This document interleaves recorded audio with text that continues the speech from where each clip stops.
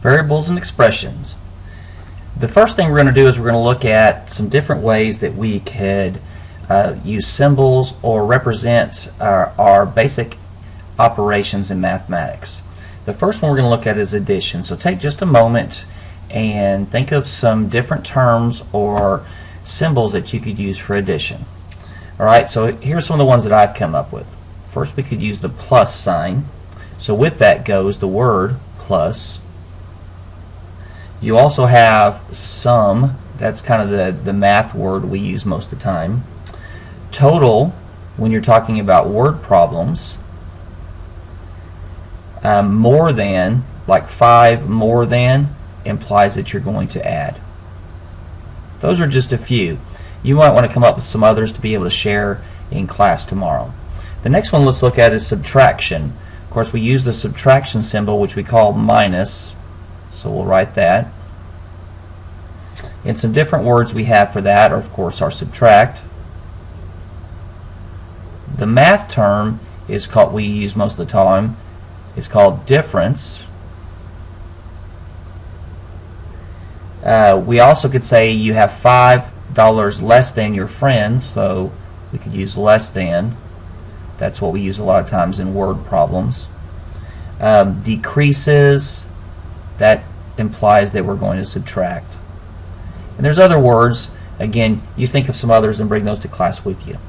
The next one we're going to look at is multiplication. And the old way you did is you had an X, but we don't use that very often anymore in high school. You have a dot, that means multiplication, or sometimes you'll have a parenthesis next to a parenthesis or a number next to a parenthesis, and that would imply multiplication also.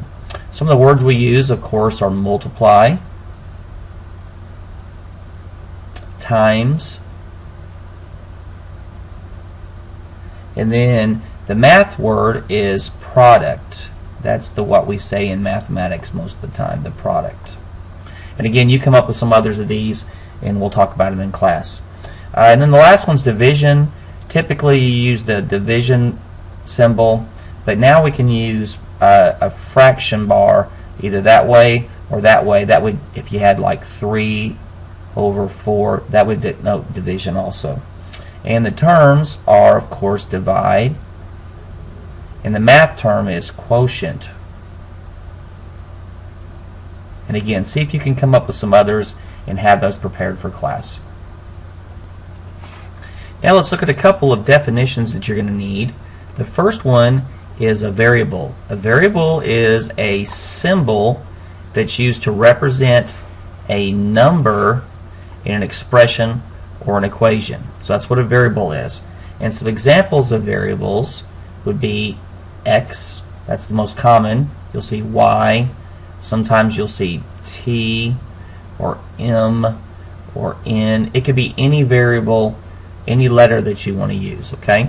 Our second definition is an algebraic expression.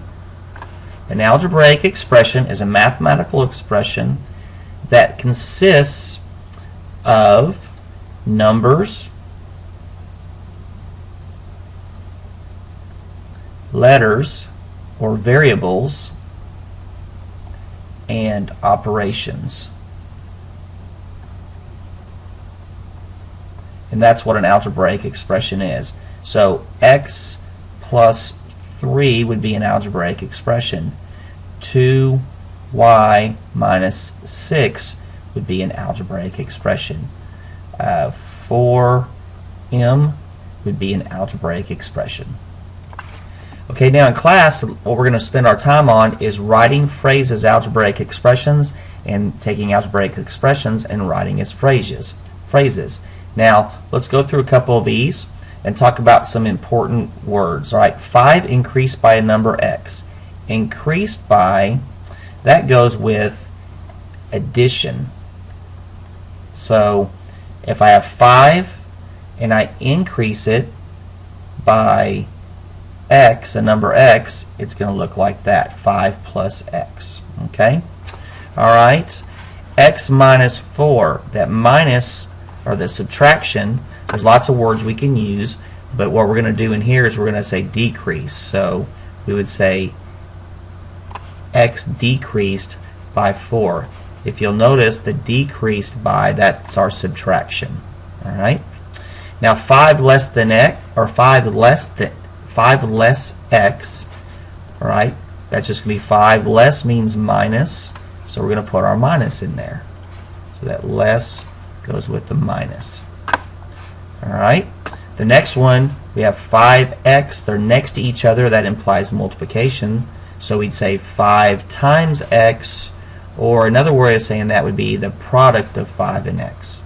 All right. And then the last one, so product, I'm sorry, let's go back. Product of means multiplication. The last one, the quotient of, that implies division. So it's going to be x divided by 5. And I'm going to use those slash or fraction bar to imply the division. All right, and we're going to work on some of these in class. Hopefully you remember doing this in middle school. And we'll work on them a little bit more in class. All right, what I'd like to make sure you do is complete the WISC. Count it as a grade. It's going to count as a grade, so make sure you do that. And we'll see you in class.